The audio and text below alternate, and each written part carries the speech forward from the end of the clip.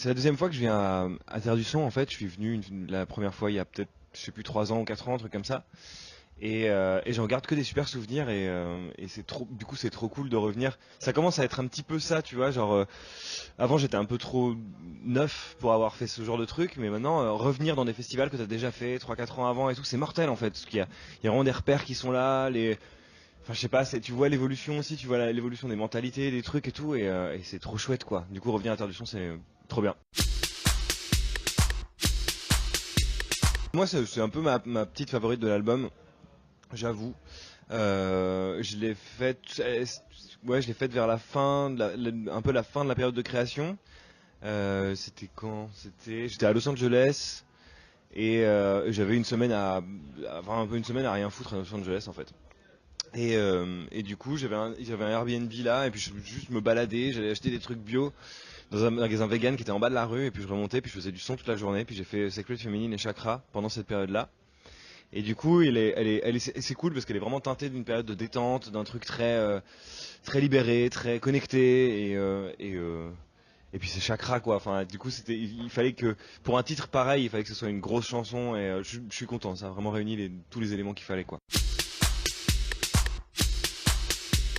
Mais l'idée de base, en fait, l'impulsion de base, ouais, le fait comment dire, il y a une espèce de personnage un petit peu de science-fiction qu'on sente se connecter à un animal mystique géant.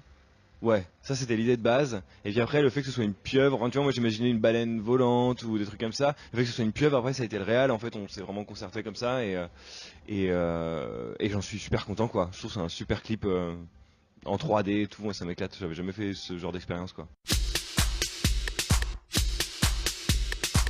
Après, j'aime de plus en plus, avec le temps qui passe, j'aime de plus en plus être quand même chez moi avec tout le matos que j'ai à disposition, être bien confort et tout, et puis pouvoir vraiment me prendre 5 heures et faire un morceau.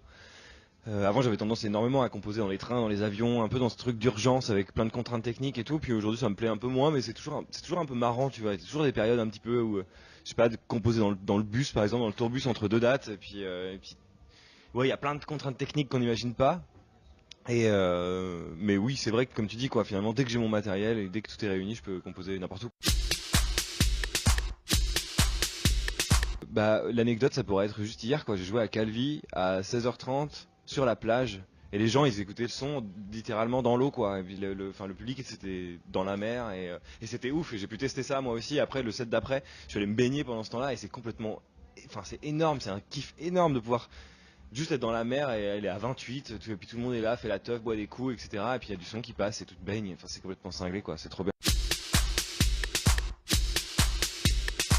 Bah en fait elle fait complètement partie du processus de création parce que en tant que muse un peu tu vois elle a vraiment c'est une source d'inspiration continuelle pour moi et puis c'est vrai que enfin c'est génial, il y a plein de chansons qui lui sont dédiées, il y a plein de, tu vois, Sacred Feminine est nommée d'après elle, comment dire, dans Tokara, dans Next Life, c'est uniquement basé sur des samples de sa voix à elle. On entend son rire un peu partout, dans Chakra, dans Next Life aussi, dans le prélude. Enfin, il y a vraiment, elle est un peu partout. Elle a été de toute façon présente de toutes les phases de création de l'album et tout. Du coup, c'est un peu aussi un hommage que je lui rends et puis une marque d'affection, je pense aussi.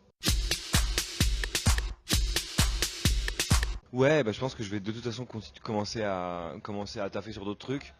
Et après, oui, mais je vais me laisser un petit peu de temps. Je pense que je vais me laisser chill un petit peu, une petite année avant de rattaquer, parce que là j'ai pas mal enchaîné. Et puis j'aimerais bien me poser et faire mon potager tranquillou avec ma meuf chez WAM quoi. Bah là, je viens de me réveiller avec Meute et j'avoue que j'aimerais bien monter sur scène avec eux quoi. En fait, ouais, grave carrément quoi. Parce que c'est vraiment tellement bien. Et c'est tellement cool. Enfin après, faudrait que je ressorte et que je dépoussière mon saxophone, mais il y a trop moyen de faire un truc. Darjeeling. Parce que, je sais pas, c'est la première qui m'est venue à l'esprit. Puis c'est un truc, c'est une chanson que je joue depuis des lustres, quoi, vraiment. Et elle a toujours le même effet, elle marche toujours aussi bien. Et puis je la trouve toujours aussi cool. Enfin, il y a vraiment un truc hyper sauvage, hyper, je sais pas, trop bien, quoi. Énergie spontanée et tapis volant. Voilà.